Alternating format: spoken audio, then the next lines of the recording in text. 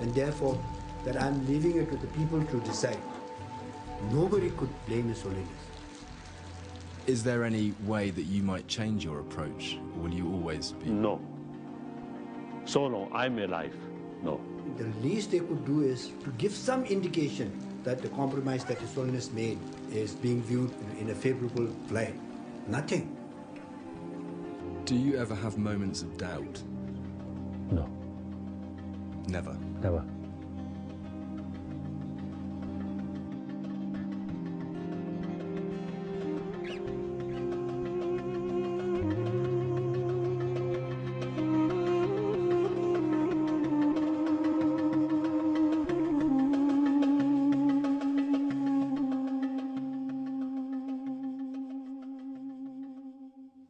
If I die today, no worry. Only worry is what happened in Tibet. Because they, whether because of the practically or because of the realistically or unrealistically, see, too much sort of because of the expectation on me. I'm quite sure if news come, Dalai Lama die, I think many Tibetans, at least I think several thousand will die. Shock or almost a suicide. That happened, I feel, including some Chinese. How does that make you feel? How does that make you feel? Oh, determined I should leave.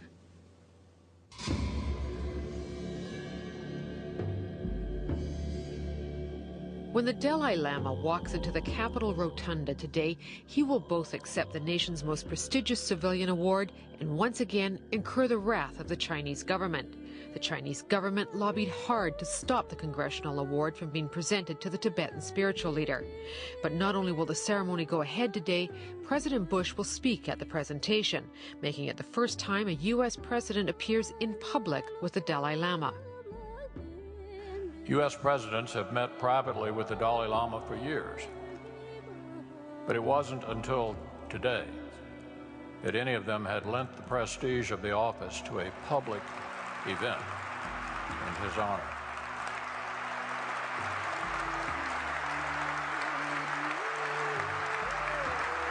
You join a growing list of world leaders who are stepping forward to say in public what the world has long known.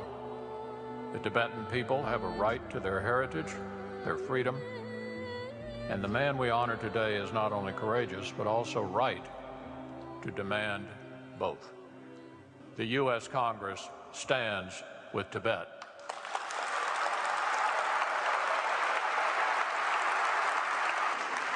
Thank you, Bob. Over the years, Congress has conferred the gold medal on many great figures in history, usually at a time when their struggles were over and won. Today, Congress has chosen to do something different. It has conferred this honor on a figure whose work continues and whose outcome remains uncertain.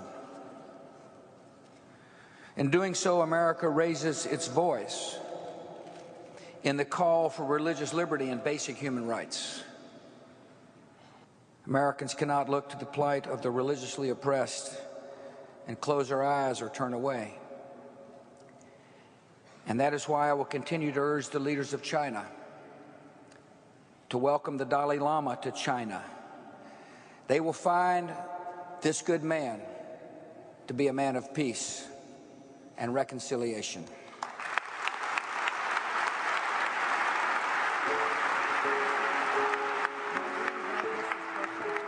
The official Chinese news agency has reported that 10 people are confirmed dead in the riots. The official Chinese death toll now has climbed up to 16. But Tibet's government in exile, led by the Dalai Lama, says that 100 people have been killed. Some of them very difficult to tell. Journalists have still been banned from going independently to Tibet, and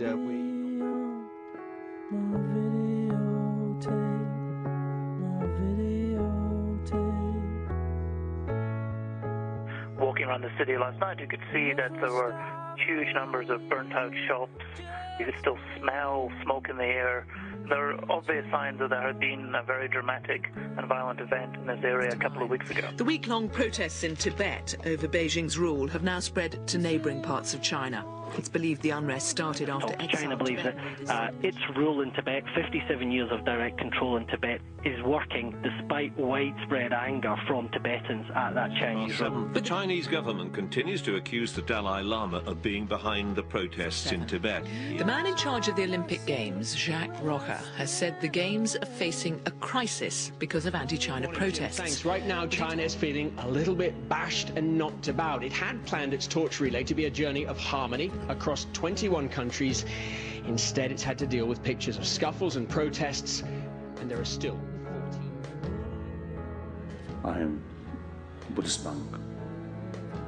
It's something very, very dear to me. The exiled spiritual leader of Tibet, the Dalai Lama, has said the Chinese people deserve to hold the Olympic Games. He said Tibetans were not anti-Chinese. The Dalai Lama has an immense, incredible vision. He's not only thinking of Tibetans, he's thinking of Chinese. He is a Buddhist leader. He's not just a Tibetan leader. And as a Buddhist leader, he's trying to think of all beings. And he's trying to think of China as much as Tibet. China said today that it is now ready to talk again to representatives of the Tibetan spiritual leader, the Dalai Lama.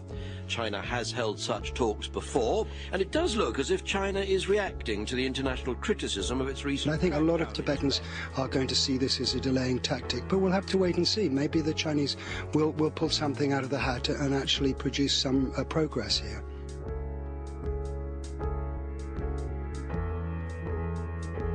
Whether I am really reincarnation of a previous life, of the previous Dalai or not, I don't know. Quite often in my dream, I recognize myself, I am Buddhist monk. Almost I never sort of dreamt I am Dalai Lama. So the real identity, me is monk, Buddhist monk. Nobody can change that.